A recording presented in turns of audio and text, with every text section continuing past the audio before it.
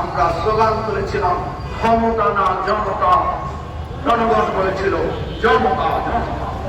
আজকে সেই স্লোগান আবার দিকে চাই, ক্ষমতা না জনতা, ক্ষমতা না জনতা। হে বিএনপির বন্ধুগণ এবং বিএনপির সাথে মেনন এবং ইনুকোটায় আশ্রয় পাওয়া আমাদের সে সকল বন্ধুগণ, আপনারা আজকে জনতা থেকে বিচ্ছিন্ন হয়ে ক্ষমতায় গিয়েছেন। আমরা ভেবেছিলাম আপনারা জনতার পক্ষ থেকে ক্ষমতায় গিয়েছেন, কিন্তু আমরা আশঙ্কা করছি, লক্ষ্য করছি, একের পর এক অনুভব করছি আপনারা ক্রমশ ক্ষমতার আচ্ছন্নে, ক্ষমতার মনে আচ্ছন্ন হয়ে যাচ্ছেন, জনতার কথা ভুলে যাচ্ছেন, আবু সাইদের রক্ত ভুলে যাচ্ছেন, মুক্তার গুলি খাওয়া ওই পানি পানি রাস্তা চিৎকার ভুলে যাচ্ছেন।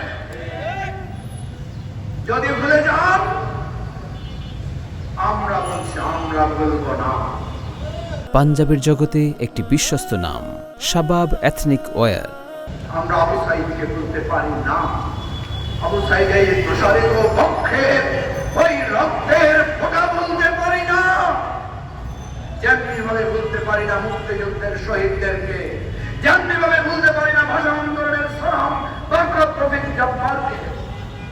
প্রিয় ভাই বন্ধুগণ, শেষ করছি সেই কথা বলে, ক্ষমতা না জনতার লড়াইয়ে বিএনপি যদি বলে তারা ক্ষমতার পক্ষে থাকবে, জনতার পক্ষে থাকবে না, আবার রাজপথে স্লোগান হবে, আবার আমরা সংগ্রাম করব, আবার গুলিবিদ্ধ শরীর নিয়ে জাতীয় পতাকা হাতে নিয়ে বলবো ক্ষমতা না জনতা,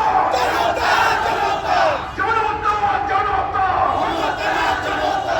সেই সংগ্রামের সেই প্রতিশ্রুতির স্লোগান দিয়ে আজকের সমাবেশ শেষ করছি।